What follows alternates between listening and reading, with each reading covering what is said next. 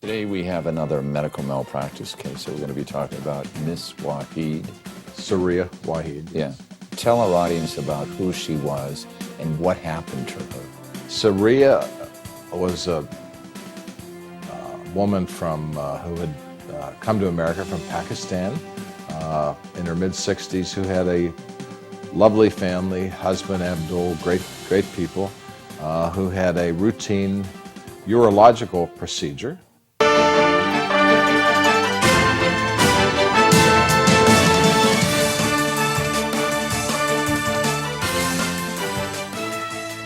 The new head of the Guyana elections body says she will be following the law strictly. The new chairman has been sworn in, and she has promised to carry out her function according to the law and the constitution and nothing else. Retired Justice Claudette Singh told reporters after her swearing in by President David Granger this morning that she will endeavor to have free and fair and transparent elections. She had declined the nomination back in 2017 when first approached by opposition leader Barak Jagdeo, who was required to submit a list of 6 persons for the president to choose one.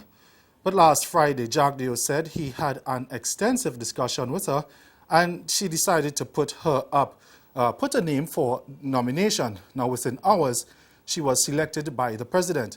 Explaining the reason for her decision, Justice Singh said, "They had asked me for the sake of the country, and that is it. Nothing else. I am just hoping that I would do something for Guyana because there is only one way, in accordance with the law, in accordance with the constitution, and nothing else." End quote. She's beginning her stint at GCOM amid calls from the opposition for the election body's ongoing house-to-house registration to be halted and for a date to be announced. Over in Jamaica now, the leader of the main opposition People's National Party, Dr. Peter Phillips, says the opposition will be challenging the constitutionality of the continued states of emergency in parts of the country. She says the measure was not designed to be used for crime control, and as we hear in this report from TVJ's Dashan Hendricks, the opposition leader wants the court to rule on that. We believe that there should be a testing in the courts of the proposition that states of emergency were not intended to be a crime control measure outside of insurrection or some direct challenge to constitutional order.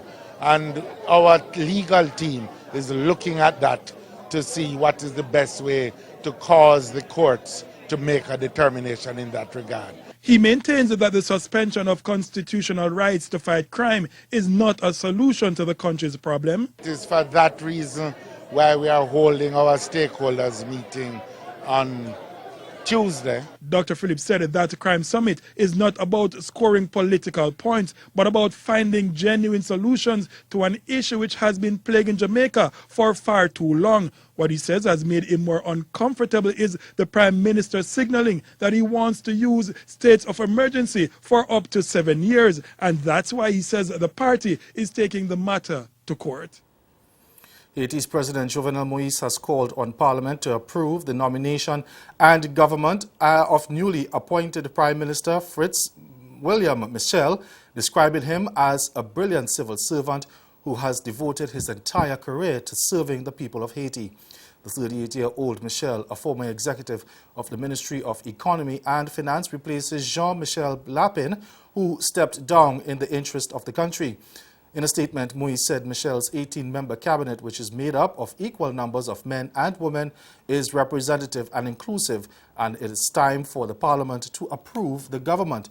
But legislators remain divided on his appointment, with some insisting that Moïse should step down in the wake of allegations of embezzlement related to the Petro-Carib oil initiative with Venezuela and call for fresh elections.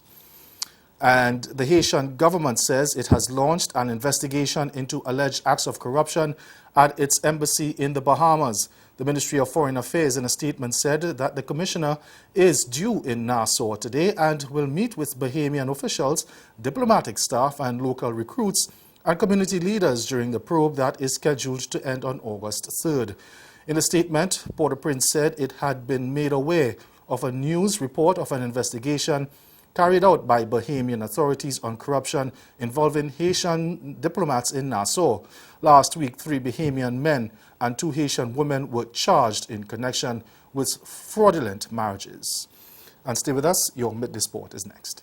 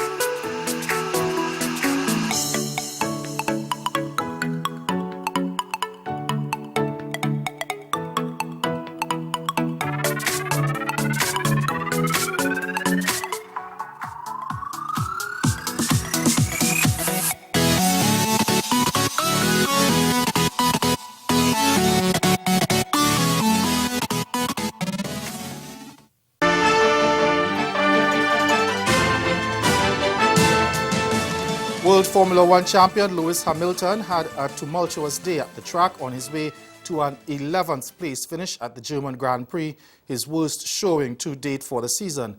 It was a bad day for Mercedes as Hamilton teammate Valtteri Bottas crashed out and did not finish the race.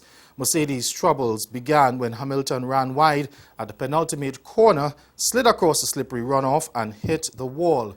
Now trying to make up for lost ground, Hamilton then had a massive spin at one turn with 11 laps to go. Now he needed to stop again for fresh tires, which of course cost him any chance he might have had of points. It was a dismal way for Mercedes to end a weekend when the team celebrated 125 years in motorsport and their 200th Formula One race. The event was won by Red Bull's Max Verstappen, while Ferrari's Sebastian Vettel took second and Toro Rosso's Daniel Kvyat was third.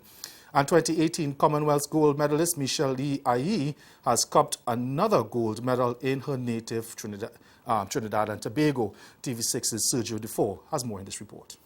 Winning the women's 100 meters in 11.18 seconds, Michelle Lee Ayi said the weather was not ideal, but she enjoyed the race.